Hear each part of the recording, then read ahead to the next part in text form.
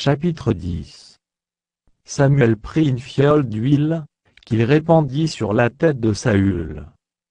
Il le baisa, et dit: L'Éternel ne t'a-t-il pas loin, pour que tu sois le chef de son héritage? Aujourd'hui, après m'avoir quitté, tu trouveras 2 hommes près du sépulcre de Rachel, sur la frontière de Benjamin, à Tseltsach. Ils te diront: les ânesses que tu es allé chercher sont retrouvées, et voici, ton père ne pense plus aux ânesses, mais il est en peine de vous, et dit: que dois-je faire au sujet de mon fils? De là tu iras plus loin, et tu arriveras aux chênes de Tabor, où tu seras rencontré par 3 hommes montant vers Dieu à Béthel, et portant l'un 3 chevreaux, l'autre 3 gâteaux de pain, et l'autre une outre de vin.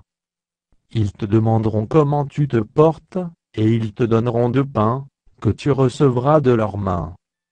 Après cela, tu arriveras à Gibéa Elohim, où se trouve une garnison de Philistins. En entrant dans la ville, tu rencontreras une troupe de prophètes descendant du haut lieu, précédés du luth, du tambourin, de la flûte et de la harpe, et prophétisant eux-mêmes. L'Esprit de l'Éternel te saisira, tu prophétiseras avec eux, et tu seras changé en un autre homme. Lorsque ces signes auront eu pour toi leur accomplissement, fais ce que tu trouveras à faire, car Dieu est avec toi. Puis tu descendras avant moi à Gilgal, et voici, je descendrai vers toi, pour offrir des holocaustes et des sacrifices d'action de grâce. Tu attendras 7 jours, jusqu'à ce que j'arrive auprès de toi, et que je te dise ce que tu dois faire. Dès que Saül eut tourné le dos pour se séparer de Samuel, Dieu lui donna un autre cœur, et tous ces signes s'accomplirent le même jour. Lorsqu'ils arrivèrent à Gibéa, voici, une troupe de prophètes vint à sa rencontre. L'Esprit de Dieu le saisit, et il prophétisa au milieu d'eux. Tous ceux qu'il avait connus auparavant virent qu'il prophétisait avec les prophètes, et l'on se disait l'un à l'autre dans le peuple: qu'est-il arrivé au fils de qui? Saül est-il aussi parmi les prophètes? Quelqu'un de Gibéa répondit: et qui est leur père?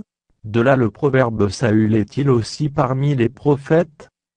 Lorsqu'il eut fini de prophétiser, il se rendit au haut lieu.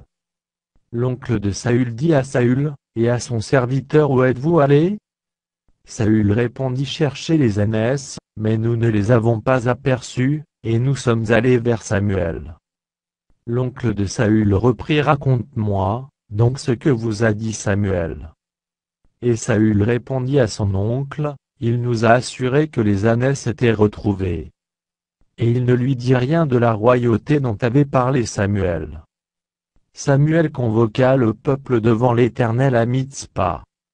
Et il dit aux enfants d'Israël: ainsi parle l'Éternel, le Dieu d'Israël: j'ai fait monter d'Égypte Israël, et je vous ai délivré de la main des Égyptiens, et de la main de tous les royaumes qui vous opprimaient. Et aujourd'hui, vous rejetez votre Dieu, qui vous a délivré de tous vos maux et de toutes vos souffrances, et vous lui dites: établis un roi sur nous. Présentez-vous maintenant devant l'Éternel, selon vos tribus et selon vos milliers. Samuel fit approcher toutes les tribus d'Israël, et la tribu de Benjamin fut désignée. Il fit approcher la tribu de Benjamin par famille, et la famille de Matri fut désignée. Puis Saül, fils de Ki, fut désigné. On le chercha, mais on ne le trouva point. On consulta de nouveau l'Éternel: y a-t-il encore un homme qui soit venu ici? Et l'Éternel dit: voici, il est caché vers les bagages. On courut le tirer de là, et il se présenta au milieu du peuple. Il les dépassait tous de la tête. Samuel dit à tout le peuple: voyez-vous celui que l'Éternel a choisi?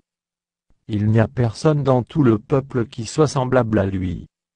Et tout le peuple poussa les cris de: vive le roi!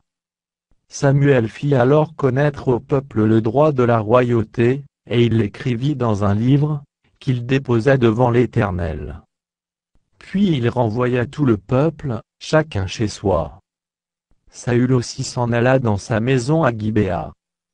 Il fut accompagné par les honnêtes gens, dont Dieu avait touché le cœur. Il y eut toutefois des hommes pervers, qui disaient quoi? C'est celui-ci qui nous sauvera. Et ils le méprisèrent, et ne lui apportèrent aucun présent. Mais Saül n'y prit point garde.